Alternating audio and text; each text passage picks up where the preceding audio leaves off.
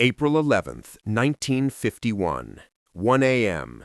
A five-star general, the man who conquered Japan, the most famous military commander in America, gets fired by telegram.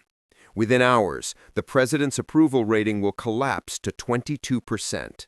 Millions will demand impeachment. And the general? He'll return to the biggest parade in American history, 7.5 million people screaming his name.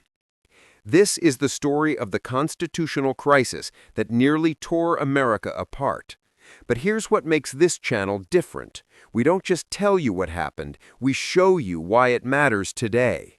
Every president since Truman has faced this exact same crisis, and most people have no idea it keeps happening. If you want to understand the real power struggles that shape history, not the sanitized textbook version, hit that subscribe button right now. Because by the end of this video, you'll never look at military leadership the same way again. April 11th, 1951. General Douglas MacArthur, five-star general, Supreme Commander of Allied forces in the Pacific, the man who accepted Japan's surrender aboard the USS Missouri, receives a message that will end his military career. Not from enemy fire, not from old age, from a former haberdasher from Missouri who'd never commanded troops in combat. President Harry Truman has just fired the most famous general in America, and the country is about to lose its mind. Within hours, Truman's approval rating will crater to 22%, lower than Nixon during Watergate. Republicans will call for his impeachment.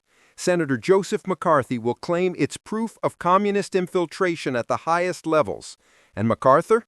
He'll return home to a hero's parade in New York City with 7.5 million people lining the streets, bigger than Lindbergh's, bigger than Eisenhower's, bigger than any parade in American history. But here's what most people miss. Truman didn't fire MacArthur because he disagreed with him. He fired him because of a lesson Abraham Lincoln learned 89 years earlier, a lesson about what happens when presidents tolerate insubordinate generals for too long. And to understand why Truman did what no president had dared to do in generations, we need to go back to 1862, when Lincoln faced his own impossible general and waited far too long to act. This is the story of two presidents, two generals, and the constitutional principle that defines who really controls American military power. Let's start with MacArthur, because you can't understand this story without understanding the man. Douglas MacArthur wasn't just confident, he was messianic. His mother pinned a note to his uniform when he left for West Point. "You must believe in yourself, or no one else will." He graduated first in his class with a record that stood for decades. In World War I, he led from the front, earning 7 Silver Stars and 2 Distinguished Service Crosses. Men who served under him called him brilliant. Men who served alongside him called him insufferable. By 1950, MacArthur had been in the Pacific for 13 years, longer than most soldiers had been alive. He ruled Japan as Supreme Commander of the Allied powers with near absolute authority, rewriting their constitution, dismantling their military aristocracy, and transforming their economy. Japanese citizens bowed to him on the streets. Foreign diplomats made pilgrimages to Tokyo to seek his counsel. He held court like an emperor. When North Korea invaded South Korea on June 25, 1950, there was never any question who would command the response. MacArthur was already there, already in position, already, in his own mind, the only man capable of handling the crisis. Truman gave him the job, and for the first few months, everything MacArthur touched turned to gold. The Inchon landing on September 15, 1950, was pure MacArthur. Every military expert told him it was impossible. The tides were wrong, the harbor too narrow, the defenses too strong. MacArthur himself called it a 5,000 to 1 gamble. He did it anyway, landing 75,000 troops behind enemy lines in one of the most daring amphibious assaults in military history. Within 2 weeks, Seoul was liberated. Within a month, North Korean forces were shattered and fleeing north. MacArthur stood at the 38th parallel, the border between North and South Korea, and faced a choice. Stop here, consolidate the victory, restore South Korea's sovereignty. That was the original UN mandate, the mission Truman had authorized. Or push north, reunify the peninsula, and eliminate the North Korean threat entirely. MacArthur saw an opportunity to finish what the war started, to push communism back beyond the Yalu River, to hand Truman a complete victory. There was just one problem: China. Communist China had warned repeatedly that if UN forces crossed the 38th parallel, they would intervene. Zhou Enlai, China's foreign minister, stated publicly in late September that China would not stand idly by if American troops threatened their border. Intelligence reports indicated Chinese troops were massing in Manchuria. The signs were everywhere. MacArthur dismissed them all. In an October 15th meeting on Wake Island, one of the few times Truman and MacArthur met face-to-face, the general assured the president that Chinese intervention was unlikely. If they did intervene, MacArthur said they'd be slaughtered. "We are no longer fearful of their intervention," he told Truman. He had air superiority, he had momentum, and he had absolute confidence. Truman authorized the advance north. On October 25, 1950, Chinese forces attacked, not in the hundreds or thousands, in the hundreds of thousands. The initial assault involved 300,000 troops of the People's Volunteer Army, with another million in reserve. They hit UN forces in massive human wave attacks, often at night, using bugles and whistles to coordinate movements and terrorize defenders. The scale was staggering, the violence overwhelming. MacArthur's forces, spread thin across North Korea, were caught completely off guard. The 8th Army on the western side of the peninsula began a fighting retreat. On the eastern side, the 1st Marine Division at the Chosin Reservoir found itself surrounded by 10 Chinese divisions in sub-zero temperatures. What followed was one of the most brutal fighting withdrawals in Marine Corps history. 78 miles through mountain passes in negative 30-degree weather, under constant attack, carrying their wounded and their dead, because Marines don't leave anyone behind. By early December, UN forces had been pushed back below the 38th parallel. Everything MacArthur had gained after Inchon was lost. The war he'd promised to end by Christmas had turned into a nightmare, and MacArthur was looking for someone to blame. He blamed Washington. He blamed the UN. He blamed politicians who wouldn't let him win, because MacArthur had a plan to turn it around, a plan that terrified everyone who heard it. MacArthur wanted to bomb China, not just Chinese forces in Korea, China itself. He wanted to destroy Chinese supply bases in Manchuria, bomb the bridges across the Yalu River, and blockade the Chinese coast. And if that wasn't enough, he wanted to use nationalist Chinese troops from Taiwan to open a second front. And in conversations with members of Congress, he suggested using atomic bombs to create a radioactive barrier along the Yalu River that would prevent Chinese reinforcement. To Truman and the Joint Chiefs of Staff, this was insanity. Bombing China meant risking full-scale war with a nation of 600 million people. It meant potentially bringing the Soviet Union into the conflict through their mutual defense treaty. It meant World War III, possibly nuclear war, barely 5 years after Hiroshima and Nagasaki.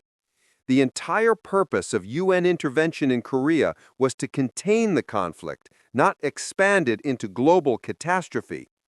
But MacArthur wasn't interested in containment. He saw limited war as immoral, half measures as cowardice. In war, he'd written, there is no substitute for victory. You either fought to win completely, or you shouldn't fight at all. Politicians in Washington were tying his hands, preventing him from using the tools available to achieve victory, and he was going to make sure everyone knew it. So he started talking, publicly. On December 6, 1950, after the Chinese intervention had sent UN forces reeling, Truman issued a direct order through the Joint Chiefs of Staff. All military officers must clear public statements about foreign or military policy through the State Department or Department of Defense. No exceptions. MacArthur ignored it. On March 7, 1951, he gave a press conference in Korea criticizing what he called the abnormal inhibitions placed on him by Washington, mocking the limitations, complaining about the lack of resources and support. He was setting up his defense in advance. If we lose, it's not my fault.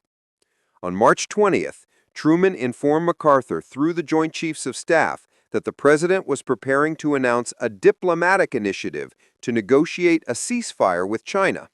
Truman was trying to end the war through negotiation, trying to find a way out that didn't involve World War III.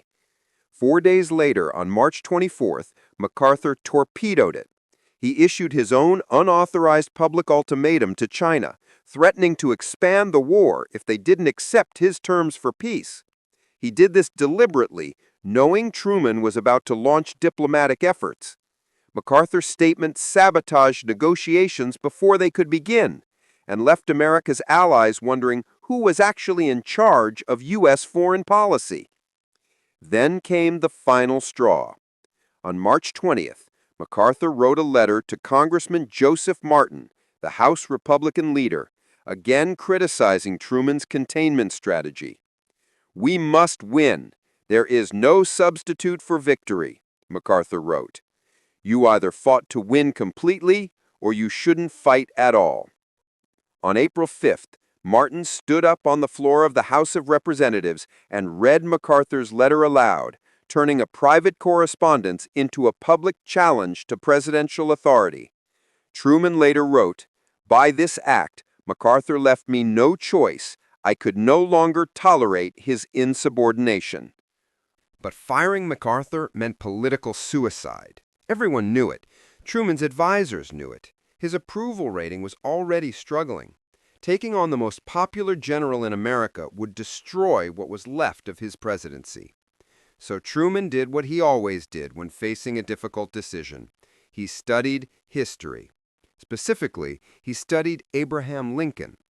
In the weeks before MacArthur's firing, Truman sent one of his staff members to the Library of Congress to research Lincoln's relationship with General George McClellan during the Civil War.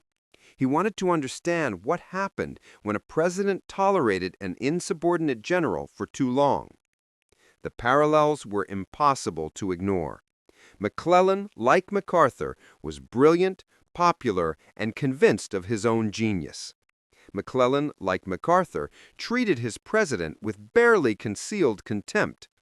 Lincoln was a Midwestern lawyer with no military experience. McClellan once kept Lincoln waiting for hours before a scheduled meeting, then went to bed without seeing him. When Lincoln wrote orders, McClellan ignored them. When Lincoln demanded action, McClellan found excuses for delay. But here's where the situations differed. Lincoln wanted McClellan to attack, and McClellan refused. Truman wanted MacArthur to exercise restraint, and MacArthur wanted to attack everything in sight. Opposite problems, same root cause. A general who believed he knew better than his commander-in-chief and felt entitled to ignore presidential authority. Lincoln tolerated this for over a year. He was patient. He was understanding. He kept hoping McClellan would come around. And what did it cost? The Civil War dragged on longer than it should have. Opportunities were missed. Soldiers died unnecessarily. By the time Lincoln finally fired McClellan in November 1862, the damage was done. Truman read these reports and made a decision. He would not make Lincoln's mistake.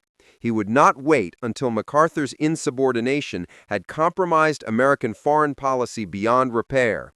He would not prioritize political survival over constitutional principle. He would fire MacArthur, and he would do it now. Truman was never supposed to be president. He was a compromise vice presidential candidate in 1944, chosen because he was acceptable to all Democratic Party factions and had no enemies. When Roosevelt died in April 1945, Truman had been vice president for 82 days and had met with Roosevelt privately only twice. He knew almost nothing about the atomic bomb, Roosevelt's agreements with Stalin, or the administration's strategic plans. People underestimated him constantly. He looked like a small-town banker, spoke with a Midwestern twang, and lacked Roosevelt's aristocratic polish. Washington insiders called him the little man from Missouri. Critics said he was out of his depth, a placeholder president who'd serve out Roosevelt's term and disappear. They were wrong. Truman made more consequential decisions in his first year than most presidents make in 2 terms. He authorized the atomic bombs on Hiroshima and Nagasaki. He navigated the end of World War II and the beginning of the Cold War. He established the Marshall Plan, rebuilding Europe. He integrated the military by executive order, ending official segregation despite fierce opposition from Southern Democrats. And through all of it, Truman understood something fundamental about presidential power. The Constitution makes the president commander-in-chief, not the generals. The generals serve at the pleasure of the president, not the other way around. Civilian control of the military isn't a suggestion, it's the foundation of American democracy. MacArthur was testing that foundation, and Truman knew that if he backed down, if he let a general publicly defy presidential authority and foreign policy, the precedent would be catastrophic. On April 9th, Truman met with his military advisors. Secretary of Defense George Marshall, himself a 5-star general and the architect of Allied victory in Europe, supported relieving MacArthur. So did General Omar Bradley, chairman of the Joint Chiefs of Staff. So did the other Joint Chiefs. They all agreed MacArthur's insubordination couldn't continue. His proposed strategy risked global war, and his public statements were undermining both military discipline and diplomatic efforts. The plan was to inform MacArthur privately, allow him to retain some dignity, maybe even let him resign voluntarily, and announce the decision during regular business hours with a prepared statement. But someone leaked the story to the Chicago Tribune. Rather than let MacArthur learn he'd been fired from a newspaper, Truman moved up the announcement. At 1 a.m. on April 11, 1951, Press Secretary Joe Short woke reporters with stunning news. MacArthur was out. General Matthew Ridgway would replace him. The reaction was immediate and volcanic. Republican Senator William Jenner called for Truman's impeachment, declaring that this country today is in the hands of a secret inner coterie which is directed by agents of the Soviet Union. Senator Joseph McCarthy claimed it proved Truman was soft on communism, possibly a communist sympathizer himself. The Republican National Committee chair called it appeasement of Russia. Newspapers across the country ran editorials denouncing the decision. Telegrams flooded the White House, running 20-1 against Truman. In the first 48 hours after the announcement, Congress received over 44,000 telegrams. Only 334 supported Truman's decision. Several state legislatures passed resolutions condemning the firing. Longshoremen staged walkouts in protest. And MacArthur? He returned to America for the first time in 14 years to a reception that bordered on worship. His plane landed in San Francisco on April 17th to a crowd of 500,000. 2 days later, he addressed a joint session of Congress, only the second military officer ever granted that honor, after the Marquis de Lafayette in 1824. His speech was masterful, emotional, perfectly calibrated. "Old soldiers never die," he concluded, his voice breaking with emotion. "They just fade away. And like the old soldier of that ballad, I now close my military career and just fade away." There wasn't a dry eye in the chamber. Republicans wept openly. Even Democrats who supported Truman's decision admitted it was one of the most powerful speeches they'd ever heard. For a moment, it seemed like MacArthur might ride this wave all the way to the White House. Then came New York. 7.5 million people, more than the entire population of London at the time, lined the streets for MacArthur's parade. It was, by every measure, the largest parade in American history. 19 tons of ticker tape and confetti fell from buildings. The motorcade took 7 hours to complete a route that normally took 2. MacArthur stood in an open car, waving to crowds that chanted his name like he was a conquering Roman general returning from Gaul. Truman's approval rating dropped to 22%. Political analysts declared his presidency finished. Republicans began planning their 1952 campaign, certain they'd found their winning issue. And then something happened. People started paying attention. The Senate Armed Services Committee and Foreign Relations Committee launched joint hearings into MacArthur's dismissal, and they called everyone. MacArthur testified first, laying out his case for expanding the war, attacking Truman's limited war strategy, arguing that the constraints placed on him had prevented victory. Then the Joint Chiefs of Staff testified, and everything changed. General Omar Bradley, who'd commanded over 1 million men in Europe during World War II, delivered the line that would define the hearings. MacArthur's strategy, Bradley stated, would lead America into the wrong war, at the wrong place, at the wrong time, and with the wrong enemy. Think about that.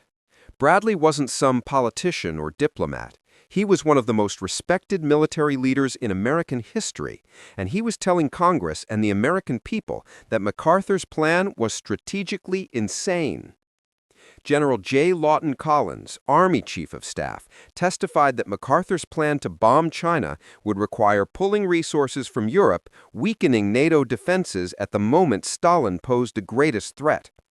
General Hoyt Vandenberg, Air Force Chief of Staff, explained that bombing Chinese supply lines would require massive air resources and still might not stop Chinese soldiers who could carry a week's worth of supplies on their backs.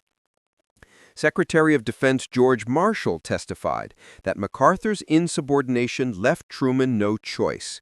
You cannot have a military officer publicly contradicting presidential policy, openly defying orders, and attempting to conduct his own foreign policy.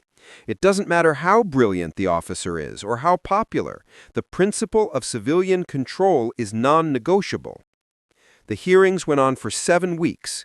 42 days of testimony, 2 million words of transcript, and slowly, methodically, public opinion began to shift. Americans started doing the math. MacArthur wanted to bomb China, blockade their coast, and potentially use atomic weapons. China had a mutual defense treaty with the Soviet Union. The Soviet Union now had atomic weapons of their own. They'd tested their first bomb in 1949. The war MacArthur wanted to fight could easily become World War III, a nuclear exchange that would make Hiroshima and Nagasaki look like preliminary tests. Was reunifying Korea worth that risk? Was unconditional victory in Korea worth potentially destroying civilization? More importantly, Americans began to understand what was really at stake. This wasn't just about Korea or China or military strategy. It was about whether the United States would remain a democracy where elected civilians control the military or become something else, a country where popular generals could defy presidents and set their own policies. Truman's argument became clearer with every day of testimony. MacArthur might be brilliant. He might be right about military tactics. He might even be right about how to win in Korea. But none of that mattered if he wouldn't follow orders, because the alternative, generals who answer only to themselves, leads to military dictatorship, not democracy. By July, when the hearings concluded, MacArthur's support had cratered. The Senate committee concluded that the removal of General MacArthur was within the constitutional powers of the president. Republicans quietly backed away from nominating MacArthur for president in 1952. The nomination went to Eisenhower instead, another five-star general, but one who understood civilian control and never challenged Truman's authority. And MacArthur, he faded away, just as he'd promised.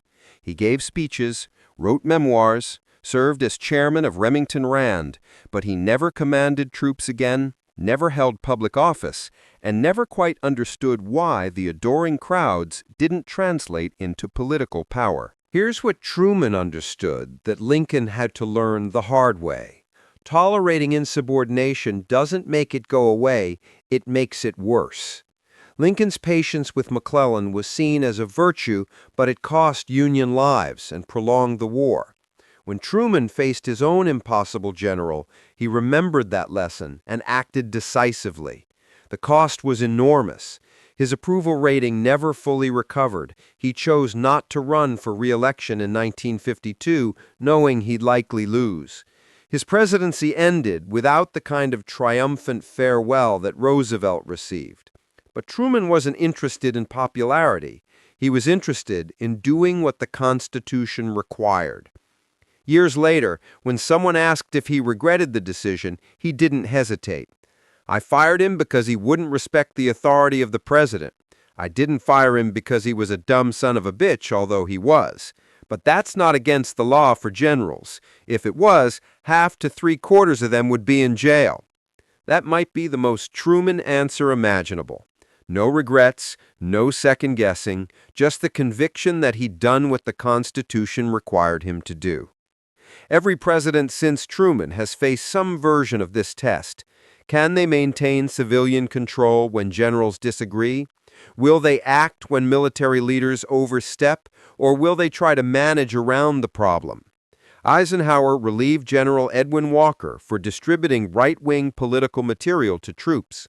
Kennedy forced out Air Force Chief of Staff Curtis LeMay over disagreements about Cuba. Johnson had to manage generals who wanted to escalate Vietnam beyond what he'd authorize. Obama fired General Stanley McChrystal for disrespectful comments to Rolling Stone magazine. Trump had contentious relationships with multiple generals. The test is always the same, and it always comes back to the precedent Truman set. Even the most popular, most accomplished, most legendary general in America can be fired for insubordination. And the republic will survive, must survive, if it's going to remain a republic. There's a photograph taken inside the White House on April 11, 1951, just hours after Truman announced MacArthur's dismissal. Truman is sitting at his desk, reading the newspaper coverage, and he looks exhausted. He knew what was coming: the protests, the editorials, the calls for impeachment, the collapse of his approval rating. He knew he'd just ended any realistic chance at re-election.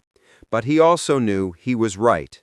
Not because MacArthur's strategy wouldn't work, but because the Constitution makes the president commander-in-chief. And if a general can publicly defy the president without consequence, then civilian control of the military is an illusion. In his diary that night, Truman wrote, "I felt sorry for MacArthur. I didn't want to hurt him or embarrass him, but he left me no choice." Lincoln learned too late that patience with insubordinate generals has a cost measured in lives and opportunities lost. Truman studied Lincoln's mistake and refused to repeat it. He fired the most popular general in America, tanked his own presidency, and established once and for all that in the United States, civilians control the military, not the other way around. That's not just history. That's the principle that keeps American democracy functioning when the pressure is highest and the stakes are greatest. Truman understood that some things are worth sacrificing your political career to preserve. And he was right. So here's my question for you. Knowing what you know now about MacArthur's proposed strategy, the risks of expanding the war into China, and the potential for Soviet intervention, was Truman right to fire him when he did? Or should he have tried to work with MacArthur longer, given him more chances, found a way to preserve both MacArthur's command and presidential authority? Let me know what you think in the comments. And if you found this story compelling, hit that subscribe button, because the relationship between presidents and generals, between civilian leadership and military power, keeps coming up throughout American history. This wasn't the first time, and it definitely wasn't the last. The question is always the same: who's really in charge? Thanks for watching.